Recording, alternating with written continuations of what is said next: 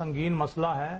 اس حوالے سے میں یہ آپ سے عرض کروں گا کہ یہ جو گرج چمک اور یہ جو آپ یالہ باری کر رہی ہیں ذرا تھوڑی دیر انتظار کریں, مجھے بات کہنے دیں. میں یہ آپ سے عرض کروں گا کہ ان دونوں کمیٹیوں کی وہ بڑی کمیٹی وہ ہے, یہ اس کی ذیلی کمیٹی ہے.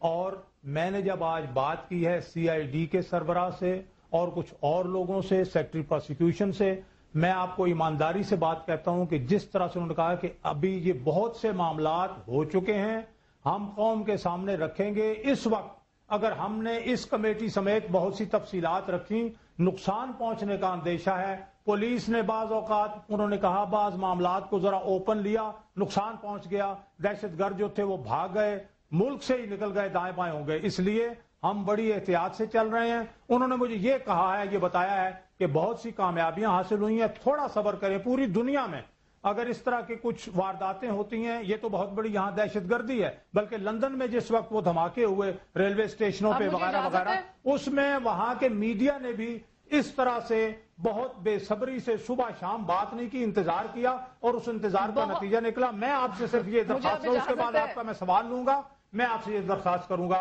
اور میں آپ کو یقین دلاتا ہوں کہ کامیابیاں ہوئی ہیں. آپ انشاءاللہ العزیز اسی میڈیا پہ اللہ نے چاہا تو میں آپ کے مہر بخاری کے پروگرام میں بتاؤں گا کہ کیا کامیابی ہوئی ہے. اس وقت آپ انشاءاللہ تعالی ہم بھی منتظر ہیں. ایک سیکنڈ بٹ صاحب, میرا آپ سے بس ایک سوال ہے.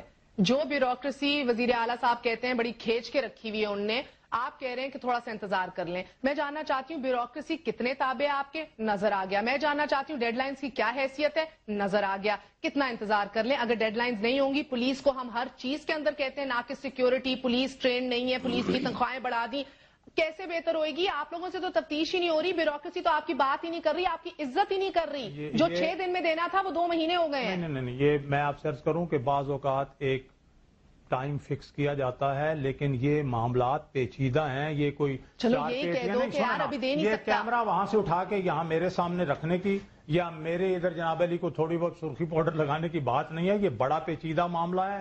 اس میں بہت سے ملک کے اندرونی, ملک کے بیرونی لوگ انوالو ہوتے ہیں. کر لینا غلطی ہو گئی, آپ جا کے پھر بات کر لیں سیکرٹری صحت کو. میں عرض کرتا ہوں, دیکھیے جس طرح سے بالعموم ایک تصور کیا جاتا ہے کہ اچھا جی آپ یہ اتنے دنوں میں کام کریں, اس کا ایک مطلب ہے پریشر ڈالنا ہوتا ہے کہ چلیں ذرا جلدی کام کریں. لیکن چیزیں جب الجھتی چلی جاتی ہیں تو وہ یعنی آفیشلی لیکن ان اناؤنس طریقے سے وہ کچھ مہلت بڑھا لیتے ہیں.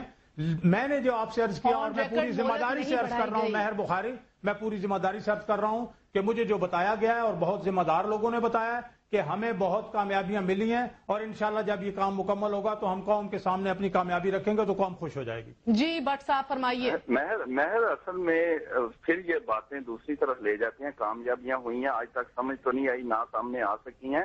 اس میں بتانا تھا اس کمیٹی نے, جس کا یہ پہلے یہ بتا دیں کہ کہاں اجلاس ہوا تھا, کس وقت ہوا تھا, اور وہ جگہ کون سی تھی. اور دوسری بات یہ ہے, یہ 4 جون کو اس کو دینی تھی رپورٹ اپنی. میں بات سمجھ گئی. 4 جون میں نے نہیں تھی دی. صدیق الفاروق صاحب, مسئلہ یہ نہیں ہے کہ رپورٹ لیٹ ہو گئی. نہیں دیا. مسئلہ یہ نہیں ہے کہ رپورٹ لیٹ ہو گئی, مسئلہ ہے کہ ایک میٹنگ یا اجلاس ہی نہیں کیا اس کے اوپر. 100 جانے تو کیا ہوا. اور میں کہتی ہوں پھر یہ 100 جانوں کی بات کا میں نے احمدیہ کمیونٹی کی جانیں, اس لیے ایک لمحہ رکیں ذرا. آپ نے موقع ہی کیوں دیا کہ ہم آپ سے یہ سوال کریں. پہلی بات تو یہ ہے جناب کہ ہم بطور مسلمان, بطور امتی رسول صلی اللہ علیہ وسلم کسی انسان کے جان میں فرق نہیں کرتے. جان سب کی ایک ہے. شکر الحمدللہ. اور پاکستان کے جتنے شہری ہیں ان سب کے جان و مال اور عزت و آبرو برابر ہے. کوئی مسلم ہے, غیر مسلم ہے, اس لحاظ سے فنڈامنٹل رائٹس کے لحاظ سے وہ سب برابر ہیں. بہت خوبصورت باتیں ہیں. اسی وجہ سے جناب نواز شریف نے بھی کہا کہ بطور پاکستانی شہری وہ ہمارے بھائی ہیں. ہم بھی یہ کہتے ہیں کہ آدم علیہ السلام کی اولاد کے طور پر بھی اور پاکستان کے شہری ہونے کے طور پر داتا دربار کے سانحے کے بعد 4 دن بعد پریس کانفرنس وہ ہمارے بھائی ہیں. اب آپ ایک سے اگر دوسرے ساتھ جوڑتی چلی جائیں گی آپ ہی ذکر کر رہے ہیں, تو مجھے آپ اجازت دیجیے نا. یہ بہت اہم بات ہے, بہت اہم بات. ہم اس پر افسردہ تھے, افسردہ ہیں. اس پہ ہماری جگ ہنسائی ہوئی. اس سے یہ پروپیگنڈا ہوا کہ گویا یہاں جو ایک خاص ماحول خاص انداز میں بنا ہوا تھا کہ یہاں تو جناب علی قادیانی جو ہیں ان کی جان محفوظ نہیں ہے. وہ نہیں دیکھتے کہ یہاں پاکستان کے مسلمان جو ہیں وہ بھی محفوظ نہیں ہے, جو اکثریت ہے, اور یہاں تو جی ایچ کیو کے اندر بیٹھے ہوئے جنرل بھی ایک وقت سامنے آیا, آئی ایس آئی والے محفوظ نہیں ہیں. ان سب چیزوں کو کلیکٹیولی دیکھا جائے برائے کرم. پاکستان اس وقت ہر پاکستانی دہشت گردی کی زد میں ہے, کوشش ہو رہی ہے نواز شریف صاحب، بلکہ میں ریفر کرتا ہوں جناب وزیر اعظم کی اس میٹنگ کو جو لاسٹ اپنا انہوں نے یہ بتایا جی، انہوں نے یہ کہا کہ ہماری لا انفورسمنٹ ایجنسیز ابھی کمزور ہیں، ہم سب سیکٹس کو ساتھ لے کر نہیں چل سکے اور پوری قوم ان کے پشت پر نہیں ہے۔ افغانستان سے جو ہے وہ منشیات کا پیسہ آ رہا ہے، افغانستان سے اسلحہ آ رہا ہے اور مرکز کی پالیسیوں اور کمزوریوں کا صوبوں پر اثر ہو رہا ہے، لیکن کوشش ہم کر رہے ہیں، انشاءاللہ آپ دیکھیں گے ہم اچھا رزلٹ دیں گے۔ میرا ٹائم ختم ہے، جلدی فرمائیے۔ میں ان سے صرف یہ پوچھ لیں کہ یہ بار بار افغانستان آپ چلے گئے ہیں، اس میں یہ کہنا تھا کہ انہیں کہیں ریسپانسبلٹی فکس کرنی تھی، یہ آرڈر ہوا تھا، یہ آرڈر نہیں تھا ہوا کہ آگے کیا ہونا ہے۔ کامیابیاں ساریاں کلیکٹیولی میں ختم کروں گی۔ صدیق الفاروق صاحب، میں آپ سے معذرت چاہتی ہوں اگر آپ کو ایک پوائنٹ پہ بھی کسی کو لگا کہ شاید آپ کی نیت پہ کسی کو شک ہے، نیت پہ نہیں، آپ کی گورننس پہ شک ہے،